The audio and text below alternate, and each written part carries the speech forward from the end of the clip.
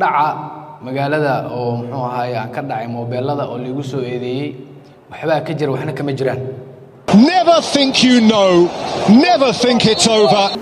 daaqada fur waa soo celiyay markuu soo celiyay meesha uu afduubta meel u dhow igu soo celiyay. Never think you know, never think it's over. ii tuuray lacag $2,000 kun wuxuu igu tuuray salaam bangi igu tuuray. Never think you know, never think it's over. anigu uu ceejiye tarxadda igu ceejiye. Never think you know, never think it's over. 60 gabdhood ayuu falal argagax la ku sameeyay oo ku nool magaalada Muqdisho. ninkan aad u jeedaan waa dilaagii dhacaagii tuugii ugu weynay ee soo mara abad Soomaaliya gaar ahaan magaalada Muqdisho. 60 gabdhood ayaa ka eed sheeganaya. mid waxa ay leedahay tinta ayuu uga jiiday. mid waxa ay leedahay wuxuu ugu dhigay meel aan la sheegi karin. mid waxa ay leedahay wuxuu iga dhacay telefoonkaygii. mid waxa ay leedahay wuxuu iga tuuray gaari. tani waa la yaab iyo argagax. Never think you know, never think it's over. qaarkood asagu waa qirsan yahay halka qaarkood uu diidayo. dilaagan weyn aad u jeedaan oo soo laayay ummadii Soomaaliyeed ayaa la hor keenay maxkamadda. gabdhaheenii Soomaaliyeed ayuuna dhammaantood soo baabi'iyay. subxaanallah, ninkan oo waxaanu kugula wadaagi doonaa halkan fal argagax la sameeyay oo qof bini'aadam uusan ku dhiira karin. magaalada Muqdisho ayuu gabdhaha shukaansadaa. taleefanada ayuu leeyahay keena, halkaasi ayuuna uga qaadanaya. markii lagu qabtay fal noocaas oo la hor keenay maxkamadda ama dawladdu ay qabatay lagana sii daayay social media ayaa gabar kasta daawatay. halkaasi ayayna ku soo baadi goobtay oo halkaasi ayay ugu timid. gabar kasta ayaana soo istaagaysa oo wax sheegaysa. halka qaarkood ay leeyihiin wuxuu naga jiiday naasaha. subxaanallah, haddaba ninkan ayaanu kugu soo qaadan doonaa halkan oo fal argagax leh ku kacay. balse fadlan intii aanan u gudagelin subscribe saar channelkan Qarsooni Media, sidoo kalena gambaleelka u furo. Never think you know, never think it's over. dilaagan weyn oo aad u jeedaan ayaa ku doodaya 30 gabdhood in uu falkaasi ku sameeyay telefoon dhaca iyo sidoo kale kufsiga iyo sidoo kale gaari ka tuuridda. halka uu diidan yahay 30kii kale laguna tilmaamay 60 gabdhoodna maanta ay soo taageen halkaasi oo ninkaani maxkamadda lagu saarayay. 60 kuba waxa ay kala tilmaamayeen falal la yaab leh. tii ugu darneed waxa ay tiri wuxuu iga tuuray gaari aniga oo nool oo caadiya. daaqada ayuu furay kadibna halkaasi ayuu iga tuuray isaga oo telefoonkii igala haray. halka qaar kale ay sheegayaan in isaguna sidoo kale oo kufsaday. gabdhuhu wajiyada ayay soo xirteen maadaama ay sheegayaan ninkan inuu kufsaday. Never think you know, never think it's over. haddaba adigu ma ku noosahay magaalada Muqdisho oo ninkaani ma ku dhacay? fiidiyogaana maad ka daawanaysaa? ka gaar hadeertaan oo orod aad maxkamadda si wax lagaga siiyo. haddaba ninkan aad u jeedaan ayaa gabdho badan haleeyay isla markaana ku nool magaalada Muqdisho. waxa uu gabdhaha u sheegayaa marka hore in uu shukaansanayo, kadibna waxa uu ku soo xirigelinayaa sidaasi gabadhan halkaasi ayuu ku kufsanayaa. haddaba wax yar aan wada jaleecno gabdhihii oo ninkaani ka dacwoonaya isla markaana gabar kasta ay wax soo bandhigayso.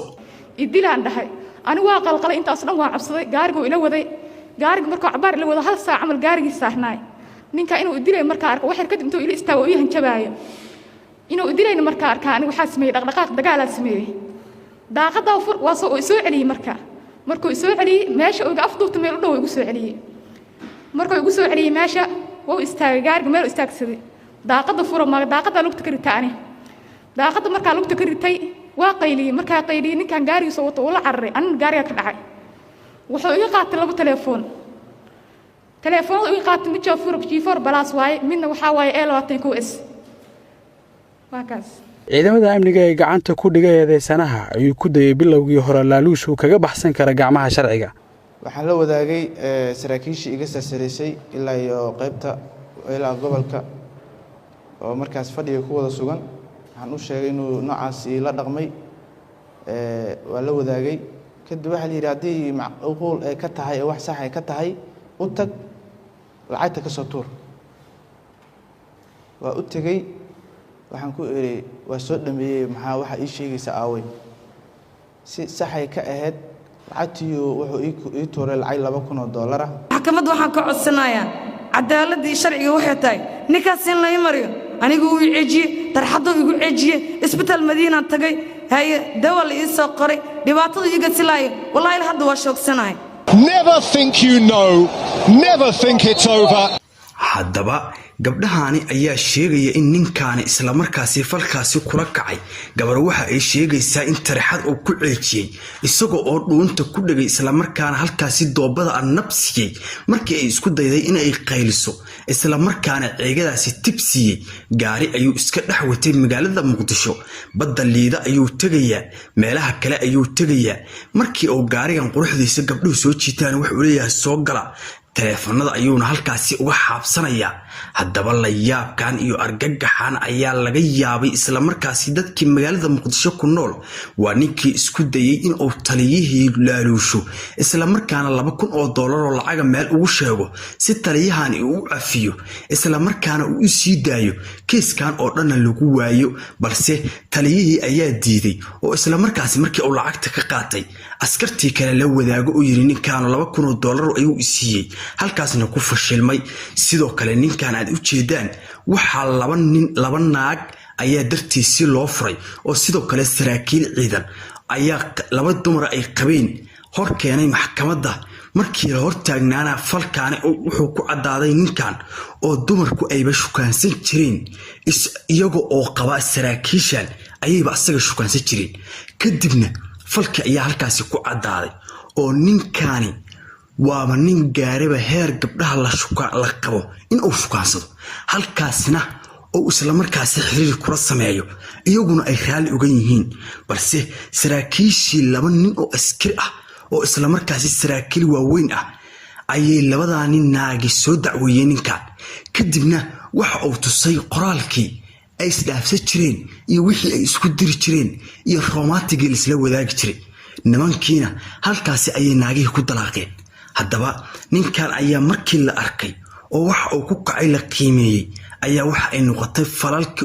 kuwii ugu weynaay oo abad soo mara Soomaaliya oo ninkaasi ku kaco haddaba ninkan aad u jeedaan wajigiisa markii la xukumo waxay u ag tahay in la sii day doonin balse haddii la sii daayo meesha aad ku aragto gabar ay ka digtoonow ninkan nimanka kama qaraabto telefoonna kama dhaco nimanka telefoonadooda kama qaraabto halkaas telefoon xog ugama qaato balse gabdhaha ayuu ka adeeg yahay oo gabdhaha ayuu ka qaadanayaa telefoonada waa uu kufsanaya gaari ayuu ka tuuraya qaarkood waxa ay sheegayaan inuu meelo faraka waa la yaab iyo argagax haddaba ka digtoonaada ninkan si gabdhaha kalena ay uga digtoonaadaan si gaarsiiya muuqaalkan mahadsanidin oo ku soo biira channelkan Qarsooni Media gambaleelka u furta oo subscribe saarta si ninkan iyo xogag kale aan kugu soo gudbin aad iyo aad ayaad mahadsantiin